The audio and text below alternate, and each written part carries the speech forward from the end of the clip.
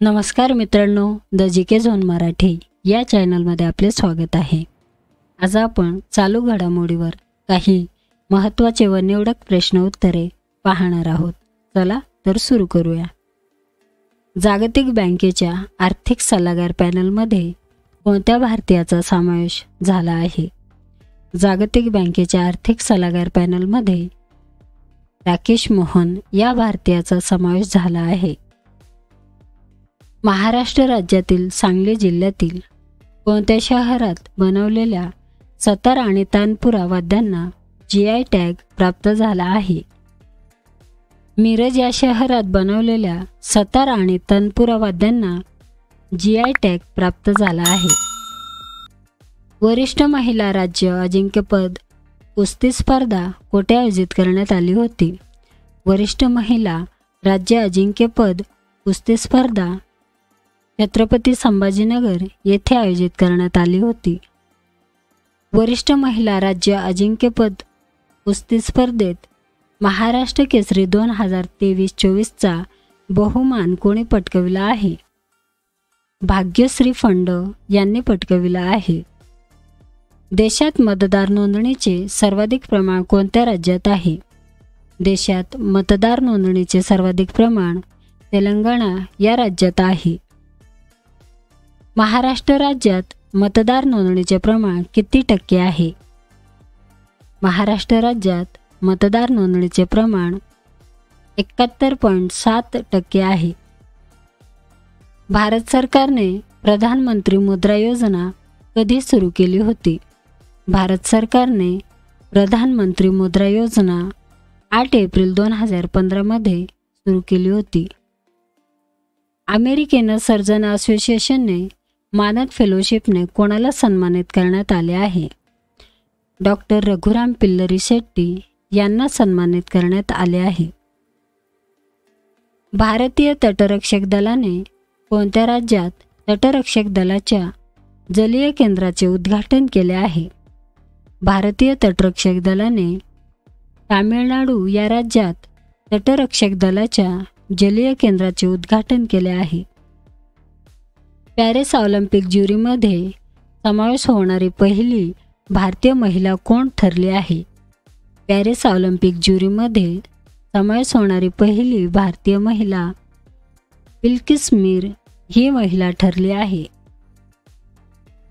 National cooperative dairy federation of इंडियाच्या चेअरमनपदी कोणाची निवड झाली आहे? मिनेश शहा यांची निवड झाली आहे। जागतिक आरोग्य दिन 2024ची थीम काय आहे? जागतिक आरोग्य दिन 2024ची थीम माय हेल्थ माय राईट ही थीम आहे। सागरी क्षेत्रातील योगदानाबद्दल दिला जाणारा सागर सन्मान वरुण पुरस्कार कोणाला प्रदान करण्यात आला आहे? धीरेंद्र कुमार सन्याल यांना प्रदान करण्यात आला आहे। वर्ल्ड इकॉनॉमिक फोरमने जाहीर केलेल्या young global leaders community class of 2024 मध्ये खालीलपैकी कोणत्या भारतीयाचा समावेश नाही? तेजस्वी यादव या भारतीयाचा समावेश नाही। केंद्रीय निवडणूक आयोगाने लोकसभा निवडणूक 2024 साठी कोणाची यूथ आयकॉन म्हणून निवड केली आहे? आयुष्मान खुराना यांची यूथ आयकॉन म्हणून निवड केली आहे। या वर्षाची कॅन्डिडेट्स बुद्धिबळ स्पर्धा कोठे आयोजित करण्यात आली आहे? या वर्षीची कॅन्डिडेट्स बुद्धिबळ स्पर्धा टोरंटो कॅनडा येथे आयोजित करण्यात आली आहे।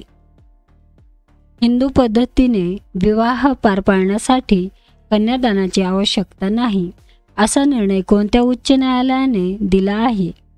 असा निर्णय अलाहाबाद येथील उच्च न्यायालयाने दिला आहे।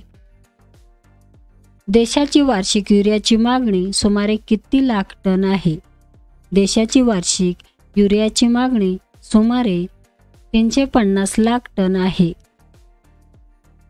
FIDE ने जाहीर केलेल्या रँकिंगनुसार कोण भारताचा प्रथम क्रमांकाचा बुद्धिबळपटू ठरला आहे?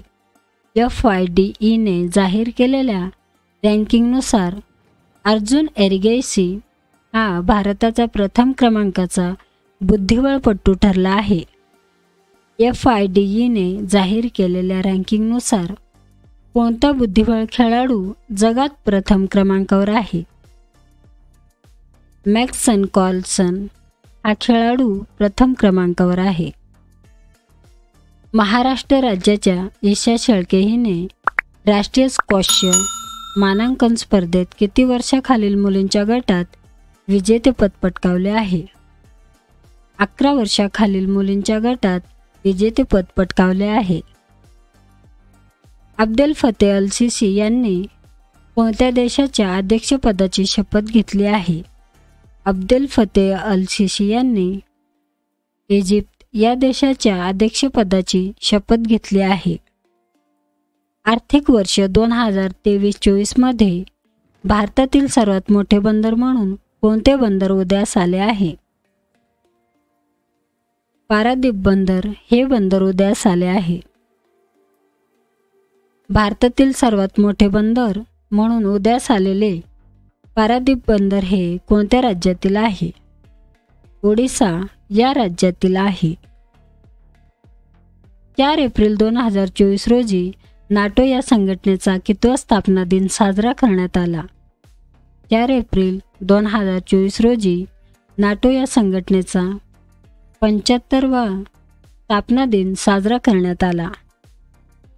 भारतात कोणत्या राज्यात परमवीर चक्र उद्यानाचे उद्घाटन करण्यात आले आहे? तामिळनाडू या राज्यात परमवीर चक्र उद्यानाचे उद्घाटन करण्यात आले आहे. IIT मुंबई येथे कोणत्या रोगावरील CAR-T सेल या उपचार प्रणालीचे लोकार्पण करण्यात आले आहे? IIT मुंबई येथे कर्करोग या रोगावरील CAR-T सेल या उपचार प्रणालीचे लोकार्पण करण्यात आले आहे. IIT मुंबई येथे कोणाच्या हस्ते कर्करोगावरील CAR-T सेल या उपचार प्रणालीचे लोकार्पण करण्यात आले आहे? द्रौपदी मुर्मू यांच्या हस्ते लोकार्पण करण्यात आले आहे. कोणत्या नेटवर्कला महाराष्ट्रातील सर्वोत्कृष्ट 5G नेटवर्कचा पुरस्कार मिळाला आहे? भारती एअरटेल या नेटवर्कला महाराष्ट्रातील सर्वोत्कृष्ट 5G नेटवर्कचा पुरस्कार मिळाला आहे. थॉमस चषक बॅडमिंटन स्पर्धा 2024 कोणत्या देशातील चेंगदू येथे पार पडणार आहे? चीन या देशातील चेंगदू येथे पार पडणार आहे. भारताने कोणत्या राज्यातील APJ अब्दुल कलाम बेटावर अग्नि प्राईम या क्षेपणास्त्राची यशस्वी चाचणी घेतली आहे? भारताने ओडिशा या राज्यातील APJ अब्दुल कलाम बेटावर अग्नि प्राईम या क्षेपणास्त्राची यशस्वी चाचणी घेतली आहे.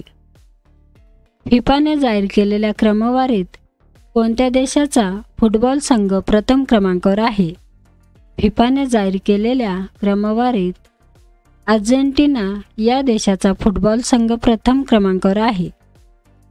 फिफाने जाहीर केलेल्या क्रमवारीत भारतीय फुटबॉल संघ कितव्या स्थानावर आहे? 121व्या स्थानावर आहे. खालीलपैकी कोणती अंतराळ संस्था चंद्रावर चालणारी कार बनवणार आहे? नासा ही संस्था चंद्रावर चालणारी कार बनवणार आहे. आशियाई ॲथलेटिक कमिटीच्या सदस्यपदी कोणाची निवड करण्यात आली आहे? आशियाई ॲथलेटिक कमिटीच्या सदस्यपदी चायनी विल्सन यांची निवड करण्यात आली आहे. Smart AI resource assistant for health हे कोणत्या संस्थेकडून लॉन्च करण्यात आले आहे? Smart AI resource assistant for health हे WHO या संस्थेकडून लॉन्च करण्यात आले आहे. चंदीगड येथे पार पडलेल्या राष्ट्रीय तायक्वादो स्पर्धेत महाराष्ट्र राज्याच्या रुद्र पांडे याने कोणते पदक जिंकले आहे? रुद्र पांडे याने सुवर्ण पदक जिंकले आहे. मित्रांनो, चॅनल आवडला असेल तर प्लीज नक्कीच सबस्क्राईब करा, व्हिडिओ लाईक करा. धन्यवाद.